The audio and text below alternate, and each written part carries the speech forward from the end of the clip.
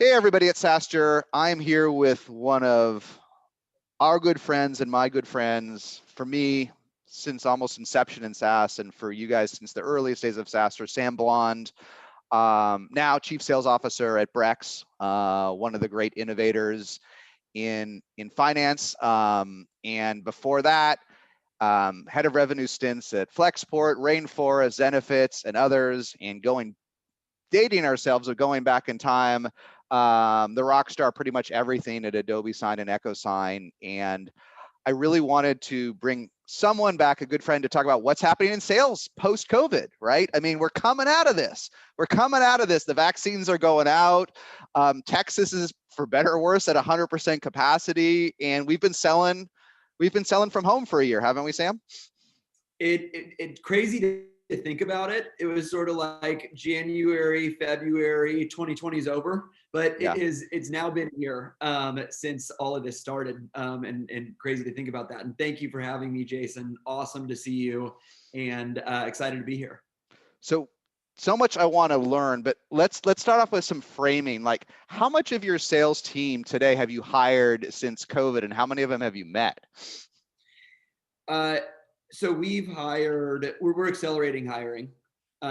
We slowed down in a lot of 2020 when we were just figuring out, especially on the go-to-market side, just figuring out like what is the impact of COVID and all this stuff. And we make a lot of money on credit card spend. And so it's reasonable to think credit card spend would come down given things that you think about when people spend on credit cards. It's travel and it's restaurants and it's all these things that sort of disappeared. That said, our revenue did the opposite of what we were a little bit concerned about, which was accelerate, because the spaces that we're selling into are tech and e-commerce, and these companies that spend a lot on things like software and servers and ads and things that a bunch more money is coming into today. Yep. Hiring, so it's accelerated in 2021.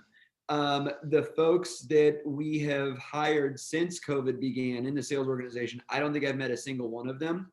In person, of course, met over the phone. Not even a manager for a walk and talk or anything like that. You know, so we do a lot of internal manager promotions. We did do an external manager hire. It's actually somebody that we brought back. Former Brex employee that we rehired her. She's great. Her name's Maddie. So I have met her in person, despite the fact that she was sort of a post-COVID leadership hire. So, you know, let's say we maybe made 20 hires, met all of them over Zoom, and none in person. And it seems to be going well, but I know we'll go deep into a bunch of these sort of subtopics. Got it. And I want to go on the topic. Okay, but so there was a brief slowdown. It seemed crazy, but then Brex is on fire because your customers are in tech and e-commerce, right? The two biggest beneficiaries of COVID. And I think Enrique moved out of San Francisco too, right? The founders of Brex are gone. Are you going back to the office? Are you going to go back to floors of endless AEs and SDRs like in the Zenefits and others days? Are we ever going back to floors of AEs in San Francisco? Lots to unpack, I think. So Brex sort of specific. We made the decision very early on. I think it's really paid off for us. We made the decision very early on that we are going to go fully remote, even after COVID ends. Yep. So that allowed us very early, let's say back in the sort of like June or July timeframe of last year, to begin hiring anywhere, at least in the United States, is primarily where we're focused. And had we, you know, sort of hemmed and hawed about the decision and not really made our mind up, it would have forced us to continue hiring where we have office locations. So we are fully remote. You alluded to Pedro and Enrique. They're taking advantage of it. So they now live in Los Angeles. Our head of product moved to Austin. I have my head of sales development. She moved to Dallas. And people in the company are moving all around. And one of the things that you and I just caught up on, there seems to be one theme, and that is lots of good weather. So, you know, sort of like Florida, Southern California, Texas, mostly warm weather states. I'm not seeing a lot of new addresses in Minnesota. Got it. And do you even care where hires live now? Is it relevant at all to the hiring process? Interestingly, yes, we have a bias towards new hires that actually aren't in San Francisco, New York, Los Angeles, Yep. what we categorize as tier one cities, because there's cost savings associated with hiring people in lower cost locations. So of these new hires that we've made, lots of them do come from non San Francisco, New York type places. And you mentioned one thing that I forgot to touch on. It was the sort of like, are the days of sort of like endless rows of SDRs and sales reps within San Francisco, are those over?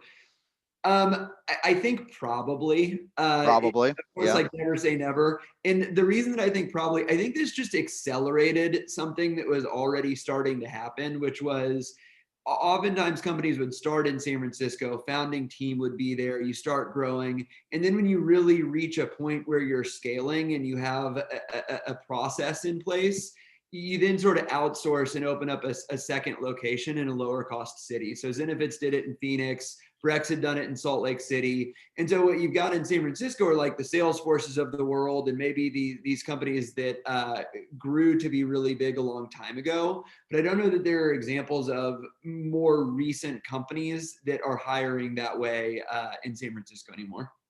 So let me go back to a point you made about tier 2 cities being more cost effective. And I'd like to understand what you've learned. On the one hand, that makes intuitive sense, right? You have to pay people more in San Francisco, both because of cost of living and competition. On the other hand, a traditional, at least AE comp plan with an OTE tied to a quota, how does this tie into salaries being normalized across the country? Because let's say you have a 250K OTE for $1 million quota, just to keep it simple, right? Does it really matter whether you're in Antarctica or San Francisco or Pensacola, Florida? How does that make it more cost effective if in a traditional AE comp structure? Well, I think there's I'll say two things, and then I may not be answering the question directly. So That's okay. so two things that do come to mind. One is like, how do we do this? Yeah. And then the second is some things that it unlocks for us that we didn't necessarily have previously. So the first is, how do we do this? We work with our people team, and they have different cities, and they peg them based off of a tier, and it's all cost of living related. And so you mentioned if there is an AE in San Francisco with a $250,000 comp band, what we do is if we're hiring them in Denver, it's a tier 2 city. So we look at the Denver comp for 250 and sort of like peg that to the San Francisco rate, and it may come down to, let's just say 200. These are illustrations. Yep. And so then that's how you structure their comp, and it's a 50-50 split. And so they have the same target. They're just making money based off of where they live, and not the exact percentage of what they're contributing to the company. So that's sort of how we structure the compensation.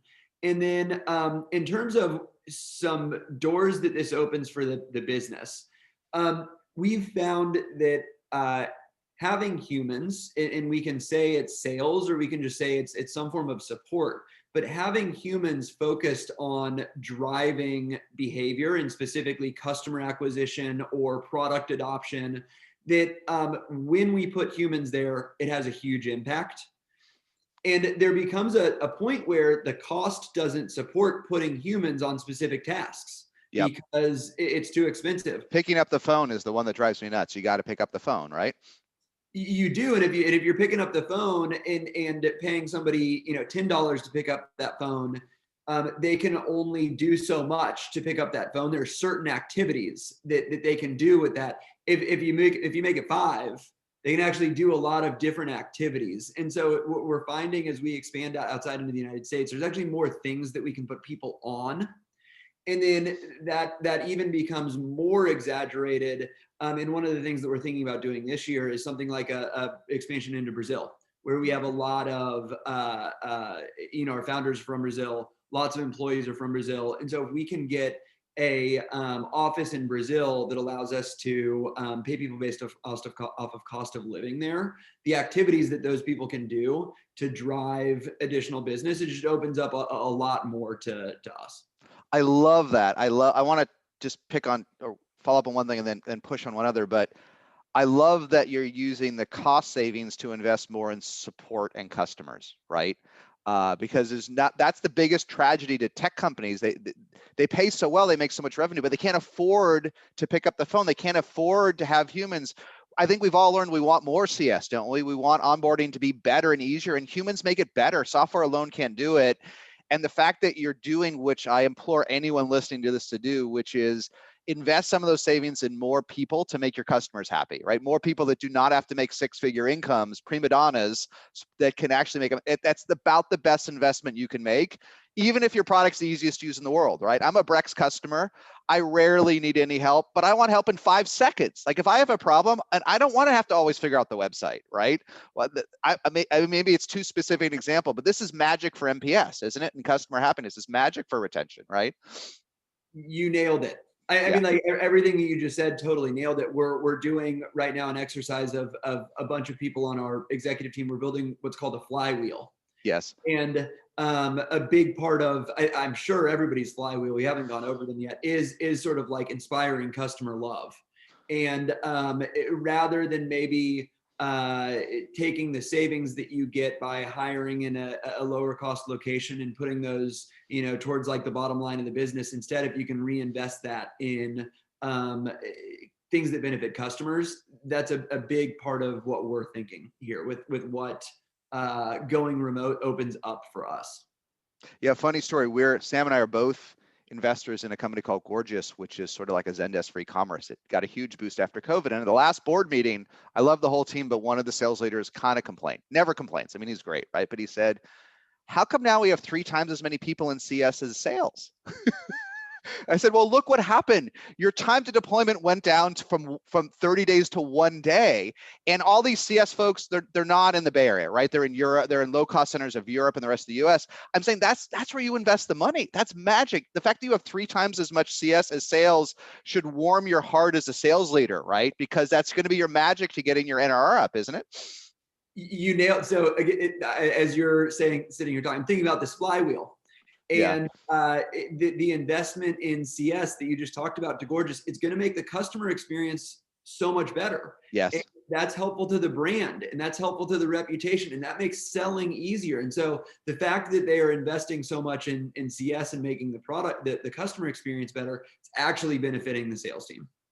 Yeah, let's just finish that point. We could talk about it forever, but people get this wrong. If you have cost-effective, high-quality humans, that is the single best investment you can make in software. It's totally not obvious, right? But if you have folks that are cost-effective that can improve your, there's always gaps. There's always gaps from trial to deployment to onboarding to renewal to questions, and humans can fill those. You'll never solve all those gaps with software, right? Even Zoom doesn't do it, right? You'll never solve all of them with software, and you will have happier customers if you put people, right?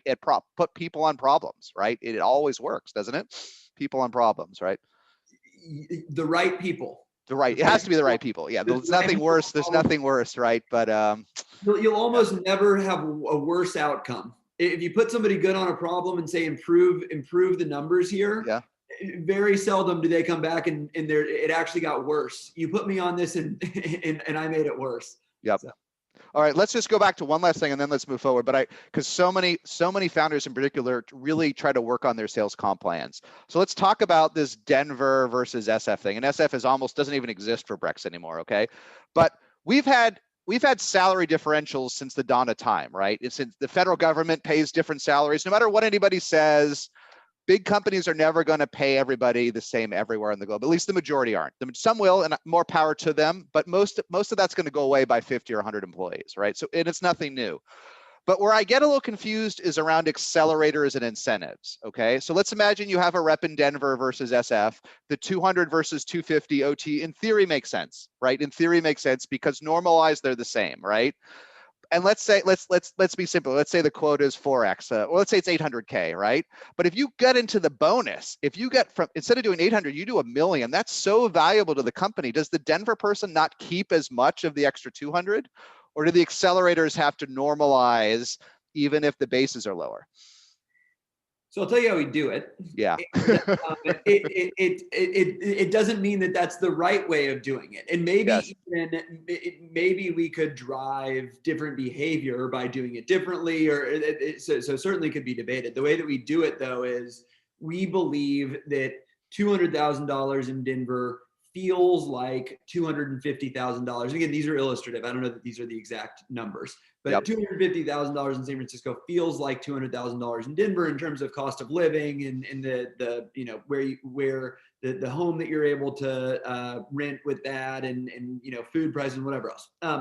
And so when people overperform, an extra 10% is 10% on each of those. So if somebody gets an accelerator at the 250,000, they may make 275, and in Denver they make 220. And Yep. so it's 10% of what your salary is, and not necessarily the hard dollar value. So the person in San Francisco that's overperforming, they do receive more hard dollars, but they receive the same percentage increase. I guess that makes sense. After costs and taxes, it's the same, right? Or sort of, right? It makes sense. I have to noodle on it because I like things simple.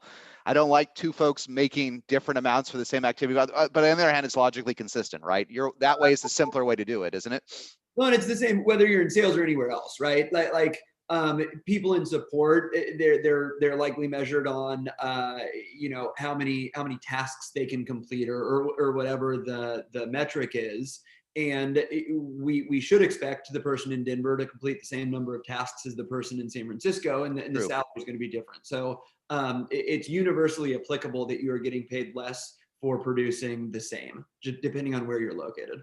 All right, let's chat a little bit about training and onboarding, right? And I'll tell you where I want to hear what you've learned to improve training and onboarding in general, like with the distributed team. But first, let's talk about SDRs, right? I find that entry-level SDRs, straight out of a 2-year program or whatever, I mean, we have trained them since the 18th century by osmosis, right? By folks that ask 7,000 questions a day, turning around, rapid fire, asking questions, making mistakes. How do you train these folks over Zoom and Slack? How do you make that work? It's so different than the past, isn't it? This is when you and I, emailed about chatting on this topic. This is the group of customers that came to mind, or this is the group of employees. I'm sorry, that came to mind. This is, and for sales, it's going to be SDR. For other departments, I think it's just sort of like your most junior employees. Entry level stuff, right? Mark Zuckerberg said those are the ones that have to go back to the office. He said everyone else can work from home, but at Facebook, the newbies have to come in, right? Totally. And when COVID first started, and then when we made the decision to go remote, this was what was on my mind. And it was on my mind because I remember I joined EchoSign in 2008, and I was shortly out of college, 22 years old. And just thinking back, like, if I didn't have the forcing function of needing to be in an office and sort of like appearing there, and I had a manager that was sitting next to me, what would I have done with my days? If I woke up in the marina in San Francisco and maybe I'd gone out that Thursday night before, what would Friday look like for me? And I so that was my big concern. And I think my thinking has evolved a little bit, and then we can get more tactical in terms of what we should actually do. My thinking has evolved a little bit, and accountability is less about sort of showing up, and it's more about performance. And so that line of thinking is incorrect now, or I've come to the conclusion that that line of thinking that these people, they're not going to work, is not correct, because I think what's going to be motivating and what they'll be accountable to is hitting certain numbers and not necessarily being in an office for a certain period of time. We've actually found that to be true. We haven't lost productivity with this group of employees. I mean, the question would be best answered by Ashley Kelly, who's our director of SDR, and Maddie, who's one of our SDR managers, in terms of like tactically what they're doing. But I see a lot of times on calendars where people are doing the same activity, and if everybody's on the same page, let's say there's a prospecting block for 2 hours in the morning, and you get everybody, and maybe you're even on a Zoom call in the background, where people can sort of like unmute and chime in. Hey, has anybody ever seen this before? Or do you know how this product, like this system works, or anything like that? But if everybody's doing the exact same activity, you've got a Slack channel that people can type in, successes, celebrate, those sorts of things. If you keep everybody doing the same sort of thing for specific time blocks, that seems to be something that's really valuable. Well, that is a big change from the classic throw a bunch of SDRs at a random list right? Have structured blocks where everyone's doing essentially the same thing at those times. Structured days the same. Yeah, structured days. Yeah. And ideally, there should be a period of time, and this may differ by time zone, but there should be a period of time that cold calling is the most effective. All right, let's have our cold calling block from 9 to 11 a.m. I see. Get the whole team together. That's what we're doing from 9 to 11. We're doing our cold calling, right? That's exactly right. Get everybody rowing in the same direction, doing the same activities, and then a lot of what used to be the sort of like tap your neighbor on the shoulder, encourage just a ton of communication, whether it's over Zoom, over Slack, whatever the sort of medium is. It's just, and reinforce that at the leadership level. So lots of pings like, how's your day going? Anything I can help with? And just sort of like constant communication. Yes. It didn't necessarily have to take place when you're in an office. And have you found, I've only seen this anecdotally, I don't have the data, but I've found that for sales folks in particular, true of anybody, but especially sales and to some extent marketing folks, it's much harder for the mediocre to hide now. Right? In the old days, we're just driving from the marina and hanging out in the office, got you 20% of your brownie points. No one cares anymore for someone that shows up to the Zoom and smiles, do they? Have you seen that impact sort of like maybe the just below mid-pack group? Have you seen them stress out in this situation? Or have you seen better performance from folks like that? Or is this, are you not seeing this behavior? I think what I'm seeing, which is maybe related, is in the office, there were a lot of personal relationships that existed. And I think also a lot of the shift to remote has, I think, more than ever made the sort of perception of performance very data driven. It's less exactly about, right. Yeah. So you're so, I'm in data so much more, and so much less going to lunch with people and developing these sort of like personal relationships that can make performance evaluation far more subjective. When somebody, they're a great person, and like, you really like them and all of these. Instead, it's much more seeing how people are stack ranking, and you don't get as much of that sort of like one-on-one going to lunch. Now, there are advantages and disadvantages of that, but I think it does shine a much brighter light on the sort of like performance of people, because that's all you're seeing, and less the sort of personal relationships that often exist in the office. So even at your level at the top, you're finding that you're judging folks even more quantitatively than you did before, right? Definitely. Yeah, I think that's the thing. There's always this persona of Bob, who everyone likes in the office, that's not that great, but he skates by, right? Because of his persona. I find Bobs are not only not skating by, I'm finding they're deeply struggling now. They're deep because their toolkit doesn't work anymore, right? That's true. And I think before, oftentimes we would bake in excuses for Bob. Like Bob Endless excuses for Bob. Endless. Everyone has an excuse for Bob, right? He always makes it 2 more quarters than he should have, doesn't he? He always lasts 2 more quarters than he should. He's trying so hard. He's such trying so hard. Yeah.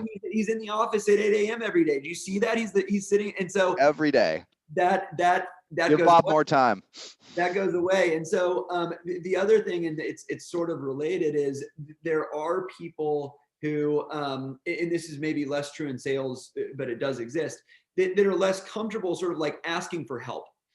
They're just not, they feel like they're intruding, or they're taking too much somebody's time.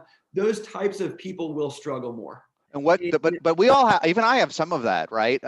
What's your top learning? How do you encourage people to ask for more help than they're used to before distributed days? Well, I think it's a two-way street. Yeah. And what I mean by that is we have to encourage people to ask, and say like, you're not going to be successful if you don't. And if you put it in terms of success and failure, there aren't asterisks. We talked about this data that we're looking at. It's people's performance. There's not an asterisk next to Bob's name that said Bob reached out to his manager a bunch this month to get help to get to his number. Yeah. And so the numbers are the numbers, and you put yourself in a better position to be successful if you do seek help. So like, we encourage that. That said, it's a two-way street where we need to tell Bob to seek help, but we also have to set Bob up for success and create an environment where help finds its way to Bob. And it's more constant communication. It is more of the proactive, what can I help with? Anything that you need, let's get on a quick, even if it's just like a 5-minute call, I want to check in and see how your day is going. Yep. Those sorts of things really make a difference. All right, there's two more things I want to make sure we get to before we're out of time, but curious your feedback. The one thing I've tried to do with folks to improve some of this, the questions and the onboarding is, and just curious your thoughts as a leader, is much more shadowing. So the new idea I like is, for the first 30 days, no employee has to do anything but shadow. There is no quota. There are no sales. You should not even do your own call. You will not get a lead. You are paired with Sam or Abigail or Jody in any role, but especially sales and marketing. And we're not expecting anything out of you the first 30 days. And all I want you to do is find, and then if you're lucky, you end up with an inadvertent mentor, right? And all you do for 30 days is you join them. And then on day 31, then let's talk about new stuff. I really like that. And that's actually a takeaway. I'll probably, on my next sales leadership team meeting, there will be a line item for a discussion topic, Jason Lemkin idea on shadowing for the first 30 days. We do a variation of that, but I think I might like yours better. Yep. Everybody, and this was actually true in office too. Everybody's assigned a onboarding partner. And that's somebody on their team, likely somebody that has been successful in the role, that they're, in addition to their manager, encouraged to sort of go to, and that gives the person currently in the role. Also, it's helpful to teach people. You can learn a lot yourself, and it's a positive experience from a learning in terms of like, leadership type roles. You sort of pair the success together. I think there's lots of like positive benefits. We don't do that though, where we could say, your job is just shadow this person for 30 days. Yeah. What we do is, this is your buddy or whatever we want to call it.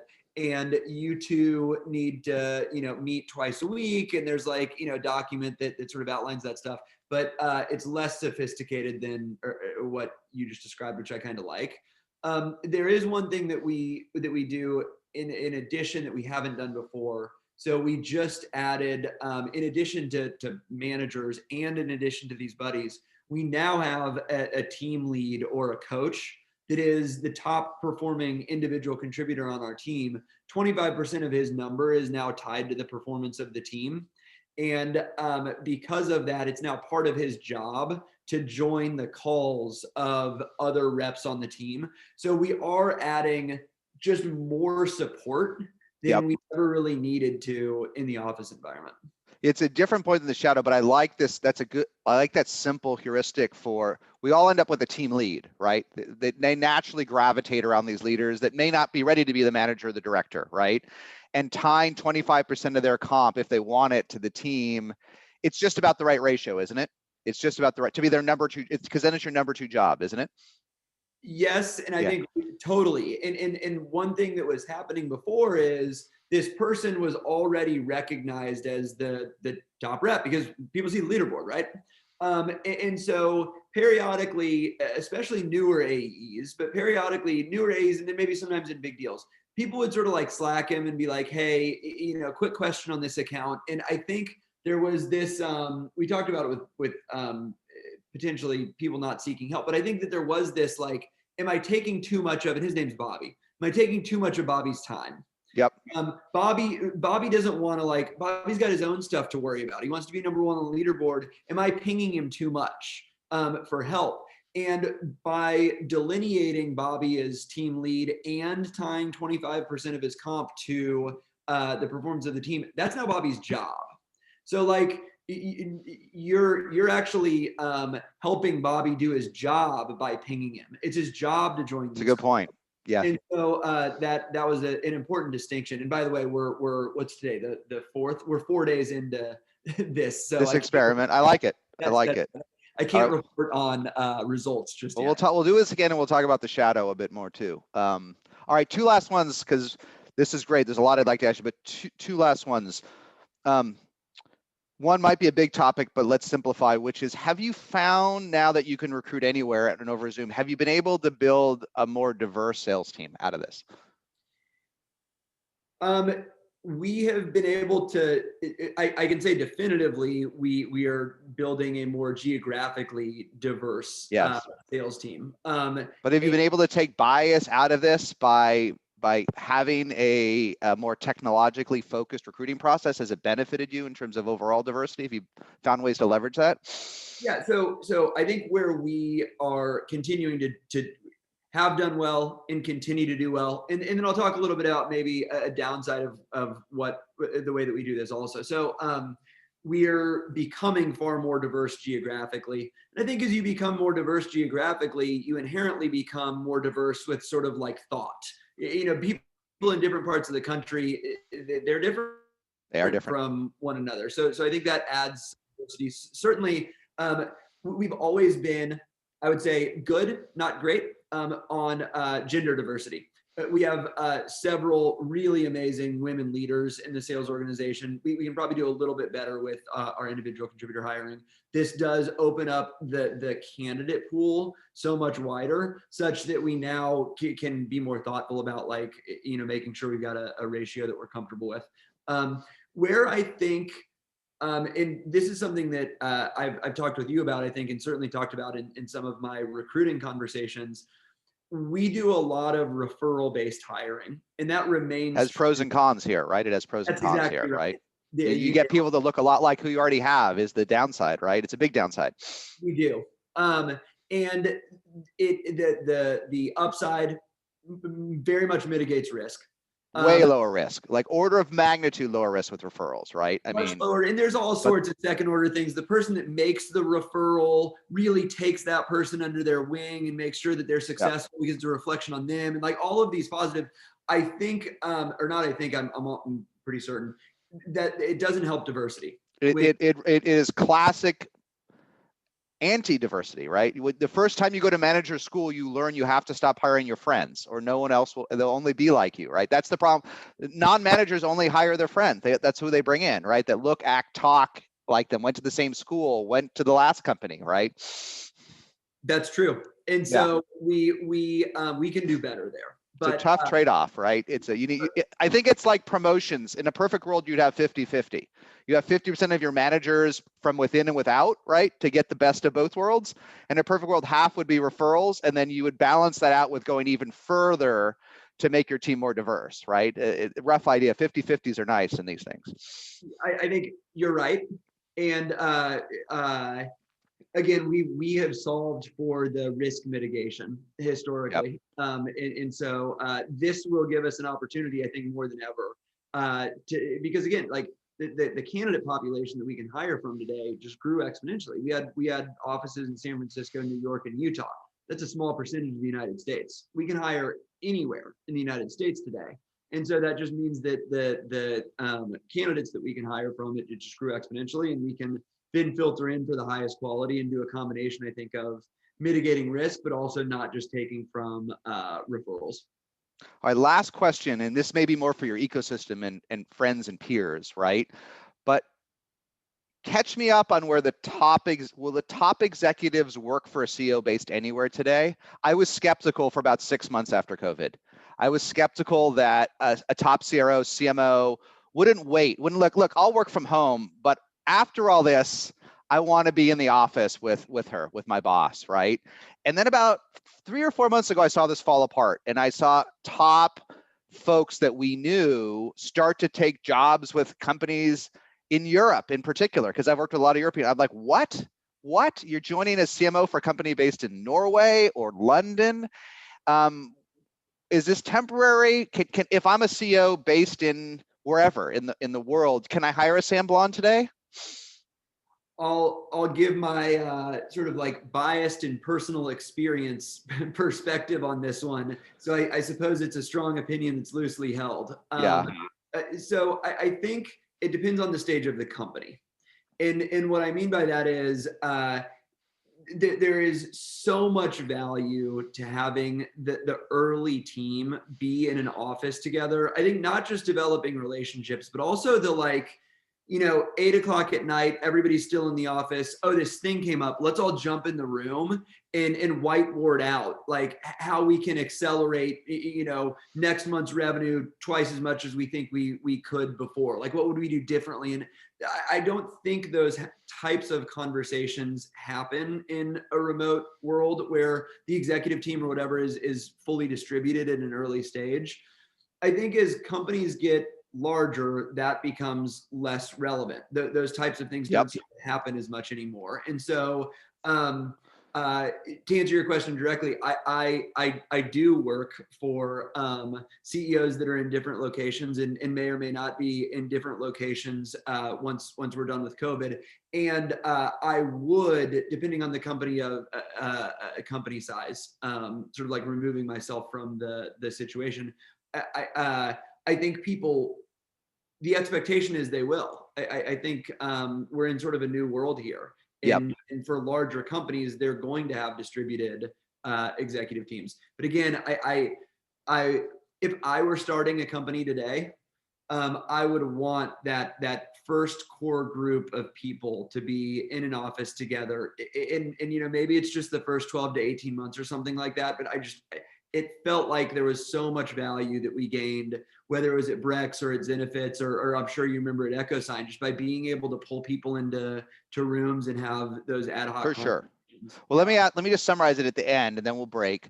Let me ask a specific scenario, right? Just for cross execs, right, and folks, a 5 to 6 million ARR SaaS company doing really well. Okay, growing triple digits, great product, good customers, based in Sweden, based in Italy. Okay, based in, I don't know, not Paris in France, some other city, based in maybe even Brazil. Can they hire Bay Area SaaS VPs today? Like, and should they not have any worries, and should they go for it? Should they not be worried they can't hire the best folks that have spun out of SF tech companies? What's your thinking on that? Will folks go work for those companies?